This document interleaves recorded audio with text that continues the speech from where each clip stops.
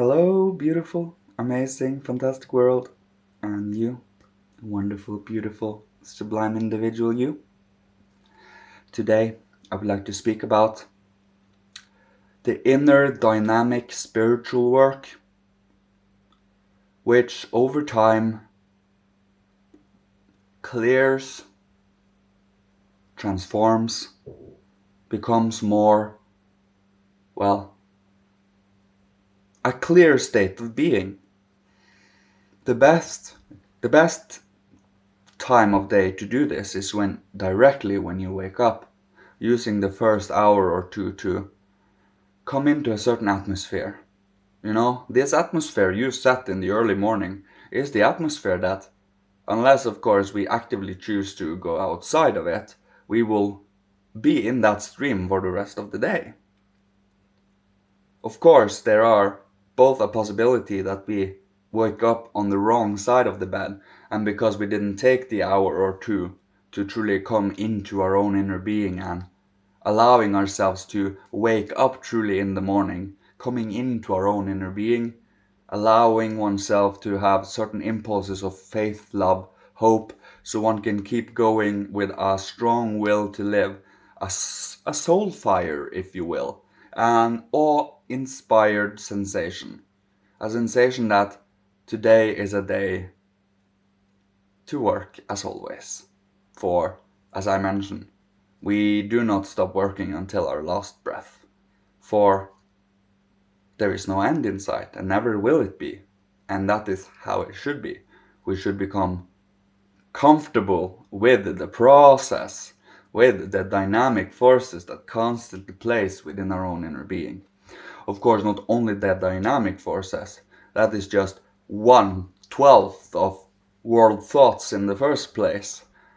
You also have the ideal and the materialistic and the reasonable and so on, based on what lens you see things from. 12 different lenses. And then we have soul moods again, of course. 7 different soul moods. And becoming acquainted with all 12 worldviews and the 7 soul moods can truly make you come into an understanding of both the zodiac and the hierarchy to a high degree. Of course, one needs to be humble and ask them and be a little listening and open to answers and so on. And they certainly will answer. But it is about if we have the right, proper, respectful, reverent attitude and state of being when we do so. When we are in a state of gratitude, in a state of devotion, love, compassion, is when you allow yourself in the forces that heals the soul, spirit, and body. For you allow in the warmth, the esoteric spiritual higher realms to flow through you in a certain way. Although they will none of these being ever take over our being, they are only prompting and pushing us in the right direction.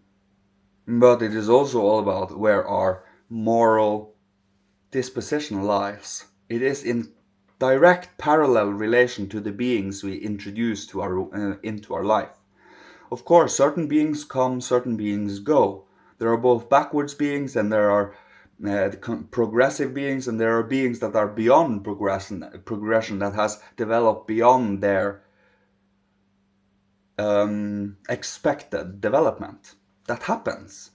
And that is because whatever extra we go over development, I mean for the human being and the individual, the independent free thinking, the thinking for yourself and coming to your own understanding of the cosmos, the world, and so on.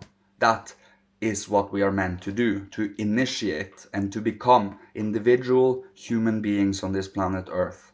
We all are Earth beings with many cultures on this planet, but we are all individual human beings first and foremost.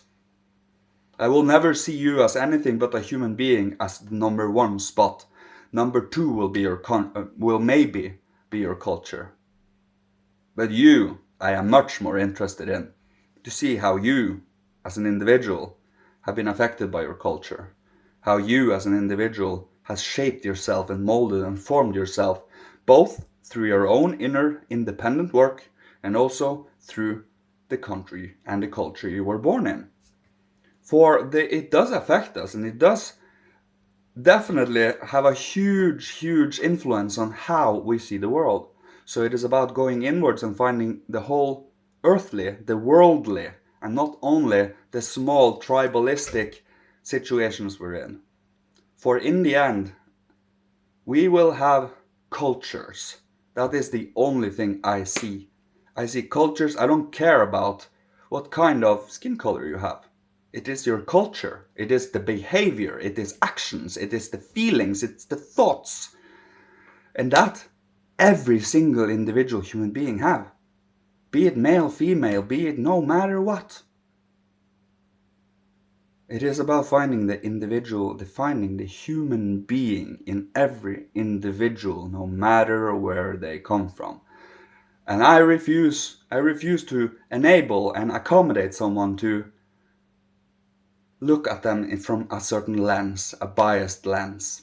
No, I see it from the earthly and from as high a perspective as possible, while also seeing the details. For if you go too high up and too objective, you become too cold. You don't connect to the details. That is how you lose yourself out in the world. On the other hand, you can end up being trapped and isolated within your own inner being, all alone, without any kind of you don't feel a connection to the world. That is when you lose yourself away. You get lost to the world.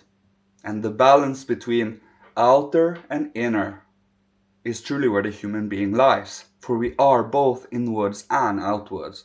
And it is about, can we stay conscious while we look outwards instead of becoming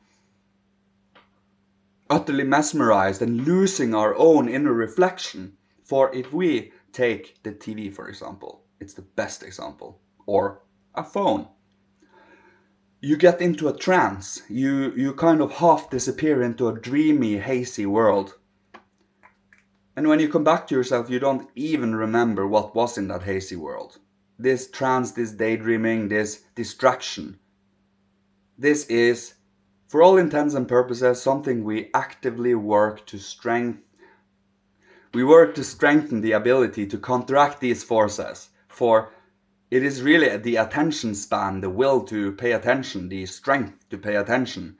It is trained, it is practiced, it is learned. It is not something that human beings automatically are given throughout our life. In many cases, people and individuals rarely have the time or the insights to do so in early life, and hence will have to start taking care of it in their older age.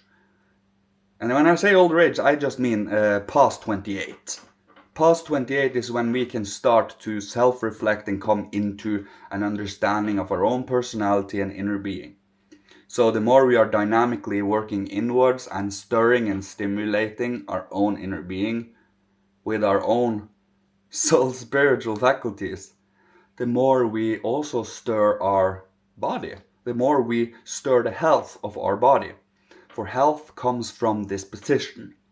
It is, of course, you have you have inherited illnesses and such, and that is very often karmic, you see. Karmic is the error of judgment in perception of the world. Illness is because of egotism and narcissistic tendencies, super egotism, becoming just, it's only me, it's only me in the world. That is enormously unhealthy. That introduces in all kinds of illnesses. And I mean illnesses as in, your immune system literally drops because of it. It is because you fill your own inner being with yourself instead of the healing forces of the hierarchy. You see, you elevate yourself to your own God. That is where the unhealthy lies, to say the least. It is about knowing that we are but human beings and we are on the lowest pole down on the hierarchy. If we are to see ourselves as the future 10th link in the hierarchy. Seraphim, cherubim, thrones, kyriadetes, dynamis, exousiai, archai, archangels, angels, and us. Spirits of future, spirits of freedom and love. And we constantly work towards that by inner work, development, study, meditation, training. It is literally it is a constant 24-hour a day training, practice. It is becoming awake to your life, making your life a piece of work, a piece of art, making your life, and I mean not your life as in your life alone. I mean life. You participating in your life with everyone else that also participate with their life. For we all share the same life, the Christ. He is this earth's life, the way, the truth, the life. Elijah, Moses, Christ. And having a certain reverent feeling of the hierarchy and knowing that by we being the beggars of the spirit on the bottom pole here is still far better than being kings in the realm of shadows and darkness. I think you symbolically know what that means, right? Do you want to be a king of shadows, the top of the shadow world? Or do you want to be a beggar on the lowest pole in the spiritual world? Where would you like to be? I would rather be on the bottom pole of the spiritual here. And that is, obviously, you have, even though you are but a beggar, even though you are but a pup in the spiritual world, you still are in the spiritual world. You are still in the vicinity of the sublime freaking hierarchy. And that is the difference.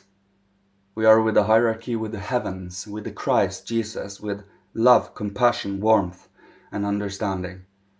In the realm of shadows, you have Ahriman, Lucifer, and Sorath, the backward spirits of this earth, the microcosmic adversary forces. Remember, Christ is macrocosmic. It speaks for itself in difference, doesn't it? And it is all about connecting to that feeling. That feeling of being graced, by just grateful for being alive, grateful for the presence of such amazing higher beings. And holding yourself conscious, the reason why we study spiritual science is to build not a construct, for it's not mechanical or, physical like that. It is a living, organic, spiritual hierarchy. A choir, in a sense. That is what the whole physical cosmos is.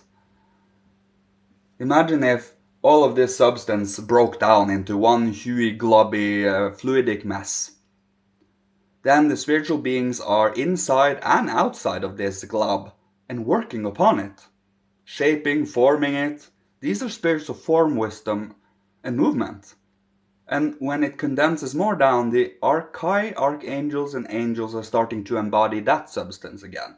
So we go further and further down. And the more sublime the element, the more sublime the hierarchical beings. So heat is the highest, for heat as the element of heat, the warmth, the universal spiritual warmth is literally sacrificed as their own being by the thrones. The thrones spins and weaves their own physical, their own heat substance and gives it to the lower hierarchy, to the second hierarchy, so they can work upon. They give their own substance so that can be worked upon.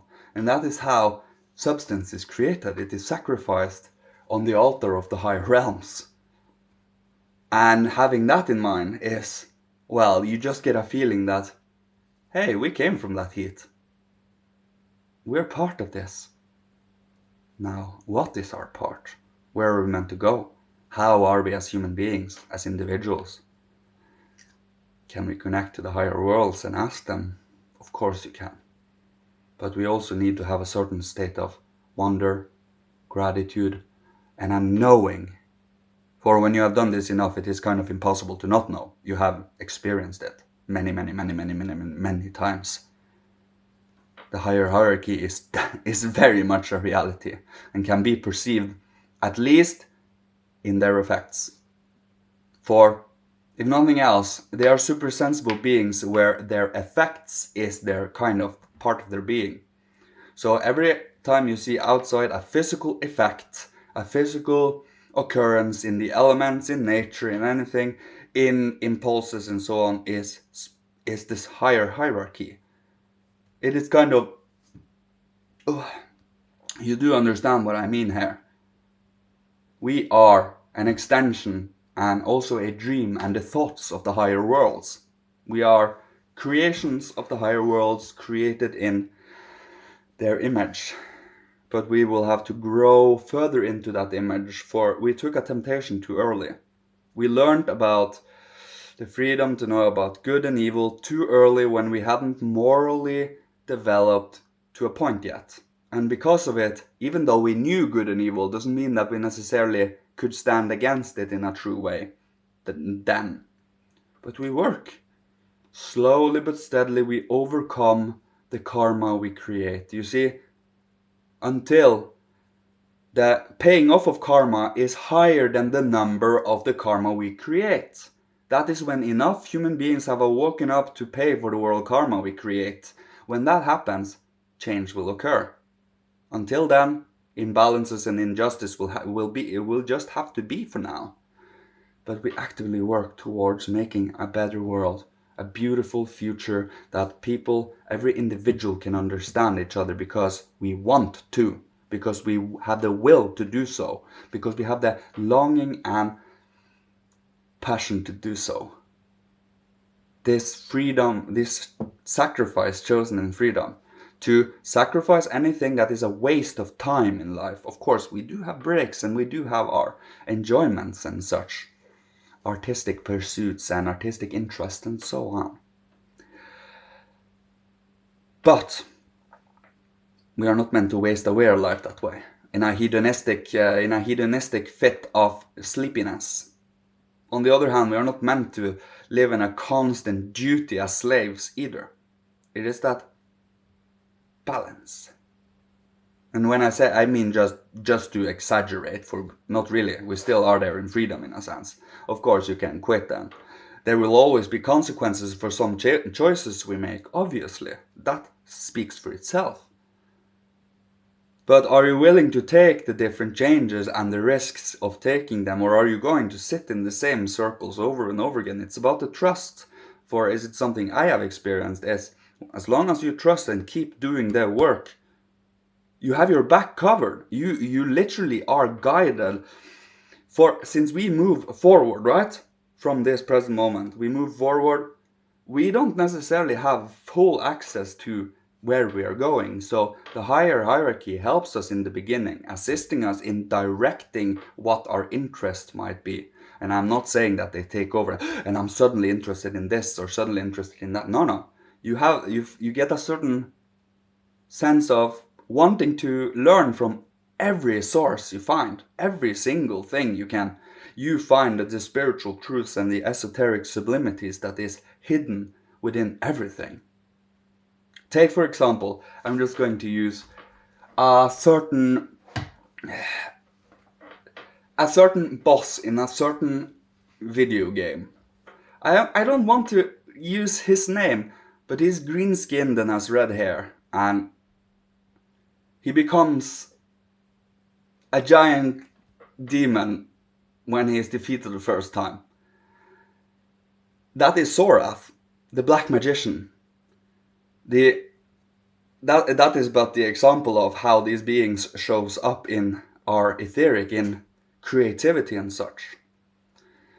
So, and it's also the threefold nature of human. You accept that it is called wisdom, power, and courage. But in reality it is soul, body, and spirit. You see, they are just tinily modified a teensy bit. Although, That was but the example. There are many other examples of the same things where you see many different varieties of both progressive, loving, compassionate, and amazingly sublime beings, and on the other hand, cruel, dark, brutal, bullying, and oppressing beings that wants power, that wants distractions, that want us to stay stuck where we are. Who do we wish to follow? It is a holding a balance that we do not go beyond what our morality is capable of. That will be catastrophic. And on the other hand, we do not stay stuck either. It is always moving forward, even if it takes a teensy bit of effort and time. If we cannot push ourselves to make that effort, how can we push through the challenges in our life? And we will definitely have a certain problem in the future. This is about preparing oneself for when Orifiel the Terrible is going to take over the regency of the archangels. You can wonder why it's called Orifiel the Terrible. It is not because he is evil. And that, I think, will speak for itself, right? Do you think, if you do the spiritual work, that you are scared of Orifiel the Terrible? If nothing else, I would wholly give my whole being to him to allow him to work through me if I am capable of in the future. And I mean not taking over. It is letting them flow through you and feeling them, sensing these beings. We need to stop being afraid of our emotions. We need to actually delve down a little and sense, go inwards and sense our emotions. Feel them. For every emotion wish to be acknowledged. But no emotion lasts forever. They are beings after all, so they can only affect us for so and so long. Unless, of course, we are obsessed with something and go around in a circle and feeding ourselves the same thing over and over again. That is our own choice still, for we refuse to break ourselves free from it, no matter the cost except our morality and soul, obviously. So, holding to dignity and to a steady, consistent development, you will come to see the change. It is a given. For the hierarchy is so beautifully and kind. If you show a dedication daily, every day, consistent, work, with breaks, of course, a balance, the more they are willing to assist us. For you show them the dedication, the reverence for them through your actions, through your inner being, through your state of being. And that is why self-awareness is so important without becoming self-obsessed. It is a stable, steady reflection of oneself, and at the same time knowing that there are independent beings, individual human beings outwards too. We give space to all the individuals we meet. We do not ever eat them up with our own ego, in a sense. That was just symbolically spoken. But we allow the 2 sons to stay. We allow the 3, the 4, the 5 sons. But sometimes you have 5 sons and the 4 other sons become one huge son, and then when that happens, that means individuality is not fully developed yet. They go into each other. You have fully experienced this. I guarantee you. The faceless mass of Ahriman. You just got melded into the group soul and falling to a slumber there, in a sense. This is fully esoteric and spiritual, of course. It's not literally, but you end up in a certain trance by doing so. That is why riots and such can be so enormously destructive. It's because many people there that never for their life would ever choose to do anything that any type of actions in that nature ended up doing so because they were in a huge mass of people that, you see, we become individual and work into the whole of humanity, waking up more and more and more individuals. We need every single individual on this planet to wake up, to come to their own inner independence, so we can build a future that is, well, Philadelphia. the community of brotherly and sisterly love. That is what we strive towards, and that is our next stop, I guess. It will be a little time yet, and then we will, of course, develop even further after that. It is kind of just a tiny bit of, not paradise per se, but I would say it's very close to. It's not a past paradise though, it's a new type, for we have developed differently than the past. So longing for past paradise is what Lucifer does. It is literally Lucifer longing for his home planet Venus. But since he got kicked down here because of his transgressions, we also feel that with him. That longing for some place otherwhere. That is Lucifer longing for Venus. But he has hidden and clothed it. You see, Ahriman, he wished to know nothing of that. He just, oh, no. There is no such thing. There is only materialism, the physical, consumption and production. These two different beings are very distinct from one another, Lucifer and Ahriman, or the devil and Satan. The devil is Lucifer, Satan is Ahriman. They are two different beings. So they stand for two different things down here on earth, and we are in the dab smack middle of this imbalance. We need to balance through the Christ within our own self the threefold nature of the human being, the equilibrium, the fulcrum of the scale. We are not the arms, so we are not either going that way or going that way. We are literally the fulcrum holding the arms in balance. For if we go too much that way, it will have to adjust itself back.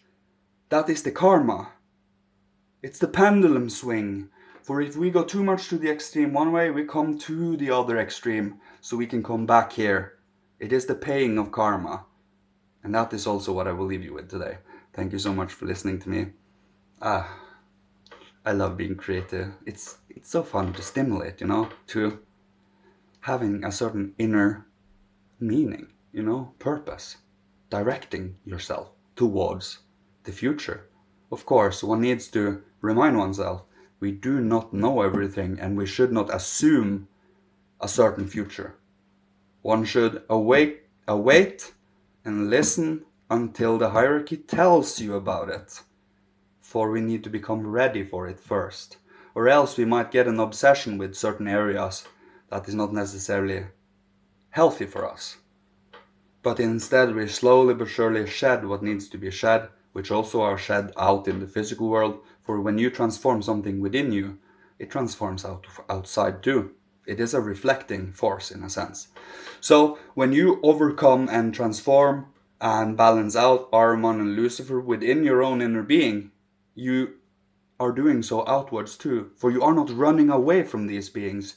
We have to acknowledge that they are here with us, for we took their temptation.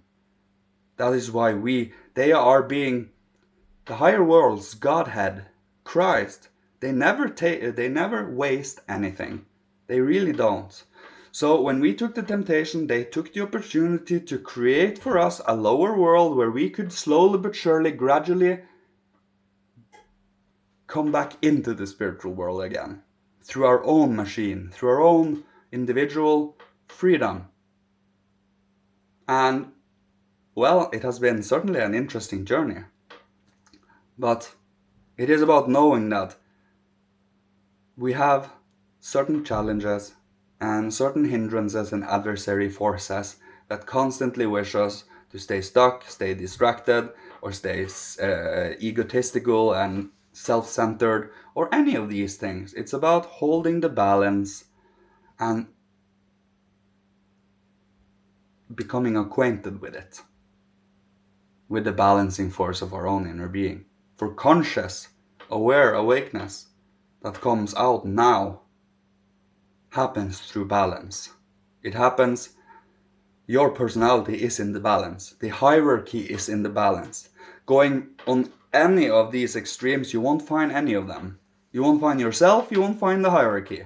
But in the middle, right in the dab smack balance of everything, is the hierarchy. For they are always balanced, they are always... And I will leave you with this today. May Father, Holy Spirit, Christ, Micah, ancient masters of old, ancestors from every incarnation, bless, protect, guide, and love you on your amazing, beautiful path. And may you be provided for with all that you need to survive, live, thrive, being creative and inspirational, and healing to the world, so we all can heal the world over time together. So keep on going, keep being strong, and also being loving and warm. Thank you so much. Love you. Goodbye.